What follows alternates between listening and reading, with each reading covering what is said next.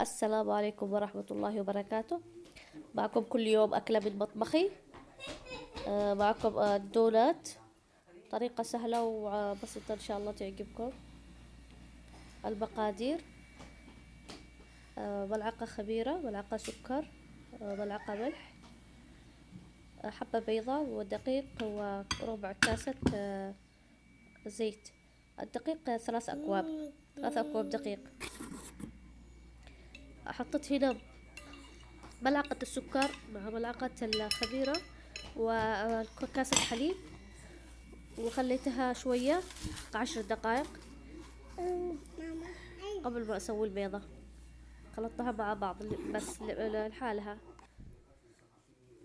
هنا بعد 10 دقائق ضفت 1 بيضة،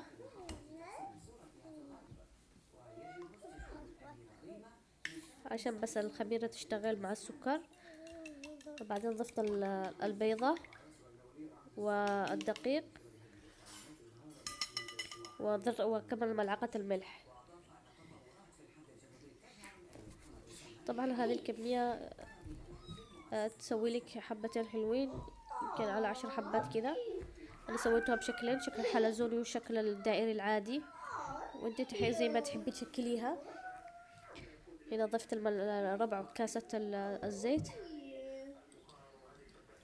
طبعا الحليب لازم يكون دافي علشان الخميرة تشتغل. وهذه ملعقة الملح، وخلطته تمام. لازم ندمج البيض مع السكر والخميرة والحليب. وبعدين أضفت الدقيق.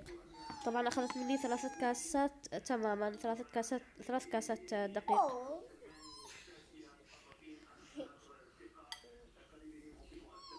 زي ما انتم شايفين، أنا بس حاولت اني اصور من الجهة الثانية علشان يكون التصوير واضح. وهنا العجينة لازم تكون شوية طرية عشان الدونات تكون هشة ورطبة، ما تكونش مرة العجينة قاسية. شوفوا زي ما انتم شايفين العجينة لسه لينة وطرية. كل ما كانت طرية ولينة كل ما كانت العجينة هشة وطرية وحلوة.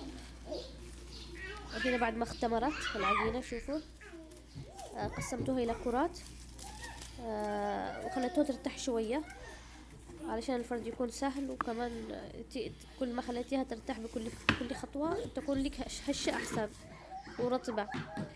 بعد ما ارتاحت رجعت فردتها كذا، شوفوا بالشكل الحلزوني، يعني فردتوها وقريب للشكل الحلزوني. طبعا التشكيل زي ما تحبي انتي على حسب الرغبة، خليها دوائر، خليها حلزونية، اعمليها بالشكل دونات العادي، خليها ميني صغيرة، زي ما تحبي. هذه الحاجة الشي راجع لكم. انا عملتها بالشكل هذا تغيير. وبعدين وخليتوها كمان بالشكل اللي هو الدائري العادي. طبعا لازم اني امسك بيدي شوية دقيق وكمان ارش شوية دقيق علشان العجينة شوية لينة. وهذه خليتوها زي ما هي دائرة، كرات زي ما هي. عملت شكلين. وهنا خليتوها طبعا هذا الشكل كمان عملته بنفس الشكل عشان بس تشوفوا الطريقة اللي هو شكل حلزوني. بعدين اضفتوها، ولازم تعطوا كمان تضغطوا عليه من الاطراف عشان ما تفتك وقت القلي. وهنا الشكل كمان الثالث خليتوها ترتاح. هذه الكمية اللي طلعت معي خليتوها ترتاح لحق 10 دقائق. بعدين قليتوها بالزيت. طبعا الزيت يكون متوسط الحرارة. وحاولي انك تجيبي الزيت عليه من كل الجهات بحيث انها تاخذ نفس اللون، وكمان تستوي من جميع الجهات. والحرارة لما تكون مرة مرتفعة ما بتستوي لكش من داخل، لازم تكون الحرارة متوسطة. وتقلبيها بهذا الشكل، وإن شاء الله تعجبكم. هاي طريقة سهلة وما تحتاج أي وقت. وشوف زي ما شفتم المقادير سهلة وبسيطة وموجودة بكل بيت، وما تحتاجش عجن كثير. يعني العجن تعجنيها بنفس اللحظة. بس اللي أساس سر نجاح الدوناتس هذه هو انك تخلي العجينة ترتاح، وكمان ان العجينة تكون شوية لينة ما تكونش مرة قاسية. وهذه الحبة الثانية طرحتوها طبعا، والأولى خليتوها مع التقليبة الأولى. تنفش معاكي وتكون من داخلها قطنية ورهيبة. جربيها وبتعجبكم طبعا على حسب. شوفوا لونه ذهبي وروعة. الشكل مش محروقة، لا ذهبية ولونه روعة كذا. طبعا الأولاد حبوناه، حلوة للأولاد اللي يحبوا الدونات، وكمان اللي يحبوا تقدري ترشي عليها هيرشي، تقدري ترشي عليها أو تزينيها بالشوكولاتة السايلة، أو ترشيها أنا طبعا زينتها بالسكر والقرفة. حلوة بالعصرية والشاي مع الشاي. وهذه نفس الشي. كذا خلصنا كلها. شوفوا كيف طالعة معاكم، طالعة هشة ورطبة ولون ذهبي ومن داخلها قطنية روعة. جربوها وإن شاء الله تدعولي. الطريقة سهلة وبسيطة، ما تحتاج أي وقت. هذا ضفت ملعقة سكر إلى ملعقة قرفة بمطبقة، وغطيت عليها وحركت كذا علشان تتغمس بالسكر والقرفة.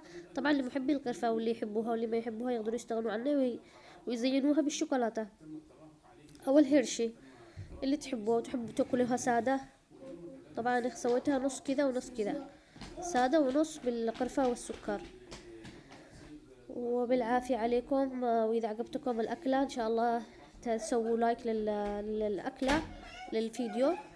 وإذا ما كنتم أول مرة تشوفوا القناة سووا اضغطوا على زر الاشتراك وتفعيل الجرس. وبالعافية عليكم. إن شاء الله تعجبكم الطريقة. لا تنسوا تسووا لايك. معكم من كل يوم أكلة من مطبخي. وبالعافية عليكم إن شاء الله. شوفوا الطريقة هشة وسفنجية وطرية،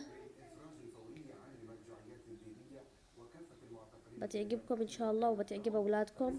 جربوها وعليكم بألف عافية.